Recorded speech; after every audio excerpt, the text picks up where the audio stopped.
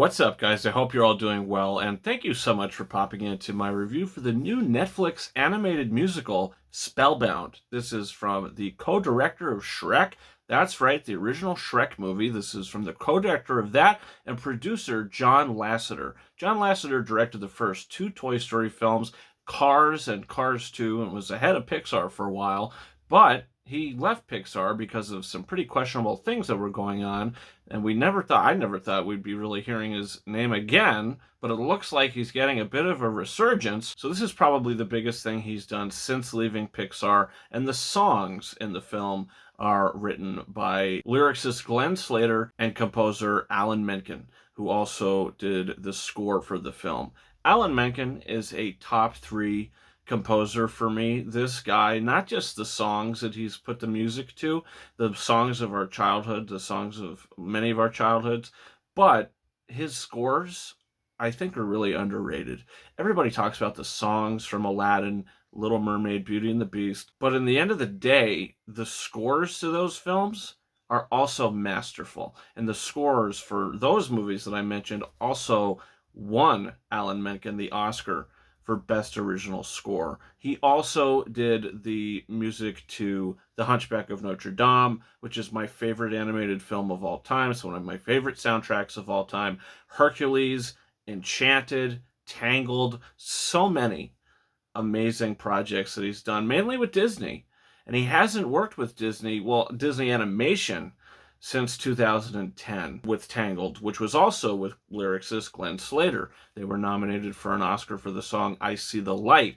And Tangled has a great soundtrack and a great score, but it's not one of the better Alan Menken soundtracks, I don't think. Even though it is good, I think that the songs Mother Knows Best and I See the Light are the two best songs and most memorable songs from Tangled. This movie, I think you've just got banger after banger. I do think that this soundtrack and score is probably a little better than Tangled. I think the music in this was just so good, and each song is just so catchy and compelling. And if you're gonna give this guy another Oscar nomination, he hasn't been nominated since 2010, the 2011 Oscar ceremony for, as I just mentioned, I See the Light. I think him and Glenn Slater should get an Oscar nomination for the song How It Used to Be Before. I'm not too sure if that's the title of the song. Also, you nominate the score for Best Original Score. I mean, Alan Menken, he's won, 8 Oscars? 2 for The Little Mermaid, 1 for the song Under the Sea with the late great lyricist Howard Ashman, and the score for The Little Mermaid, then the score for Beauty and the Beast, and the song Beauty and the Beast, which was also written by the late great Howard Ashman. Then he won 2 more Oscars for Aladdin, the score for that, and the song in A Whole New World with lyricist Tim Rice. And then his final 2 Oscars were for Pocahontas, Best Score, and Best Song, Colors of the Wind, with lyricist Stephen Schwartz, who's also got a big movie out in theaters right now. So as you can tell, I've got a lot of knowledge on this guy, and I've been listening to his music my whole entire life, and I still listen to his music. And this movie, yeah, put it in the playlist. And I think that's definitely the strongest part of the movie. The songs, the score, the soundtrack did not disappoint. Also, the story of the film, I think, is pretty good and pretty heartfelt. Rachel Zegler plays a 15-year-old princess, and her parents have been cursed, and they're now monsters. So she has to deal with that. She's been dealing with it for a year, and she's got to try to figure out how they're going to revert the spell. So as the story goes on, it kind of starts to unfold. Nicole Kidman and Javier Bardem play the parents, the monster parents in the film, which I think was really interesting because they also worked next to each other recently, a couple years ago, in Being the Ricardos, where they were both nominated for Best Lead Actor and Actress for that movie. So I thought it was interesting to bring them back together in this animated movie, and I think they did a great job. Also, you have John Lithgow in this, which I thought was nice to see John Lithgow reteam with that co-director from Shrek. He played Lord Farquaad in that movie. Here he is again. He's playing a role. He's got a song in this movie, which was one of my favorite songs. Extremely catchy. I believe the title of that one was I Can Get Used to This.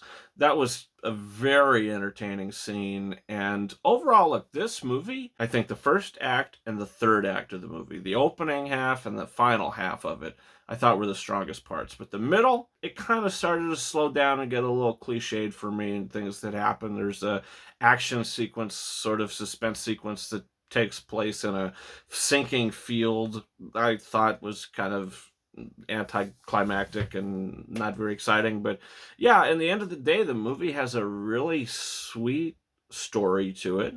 And the theme of the movie I really enjoyed. And by the end of it, there's some really adult, mature things that are going on in this movie that I really appreciated. So this, is it one of the best movies of the year? No. And I think that's mainly because of its middle portion.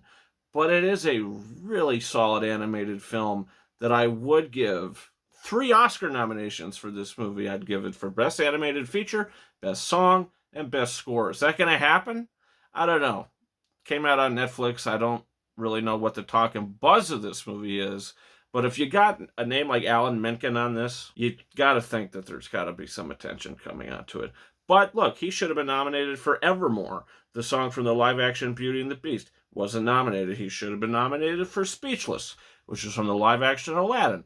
Wasn't nominated. He should have been nominated for Wild Uncharted Waters from The Little Mermaid. Was that just last year? Guess what? Wasn't nominated. So, I don't know, maybe the Academy's turned on him. I don't know why. They gave him 8 Oscars and they said, okay, let's hold it back on this guy. Who knows? But I'm going to give Spellbound a very strong, solid 4 out of 5 stars. I was pleasantly surprised. I knew I probably really enjoyed the music of it, but I didn't know how I'd feel about the film overall. I think Alan Menken needs to get back and do another original Disney animated musical, put it in the theater, give it a huge audience. I know he's been doing the live action remakes of these movies.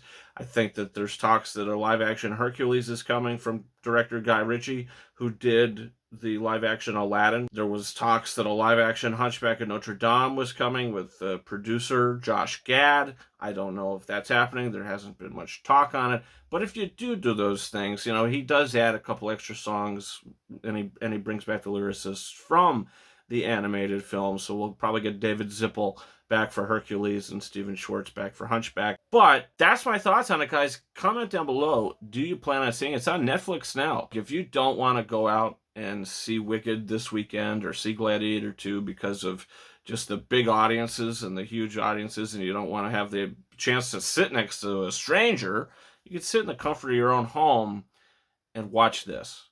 I think it's going to be pretty strong. Moana 2. I'm going to be seeing that in less than a week and doing a review for it.